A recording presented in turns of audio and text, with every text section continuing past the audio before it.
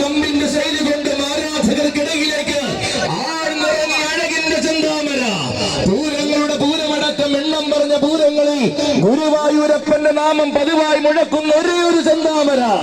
എഴുന്നള്ളി നിൽക്കുന്ന വേദികളിൽ അഴകിന്റെ നിറഞ്ഞ നാരായണീയത്താൽ അലങ്കാരമാക്കുന്ന ചെന്താമര ഇതാ അവതരിക്കുകയായി.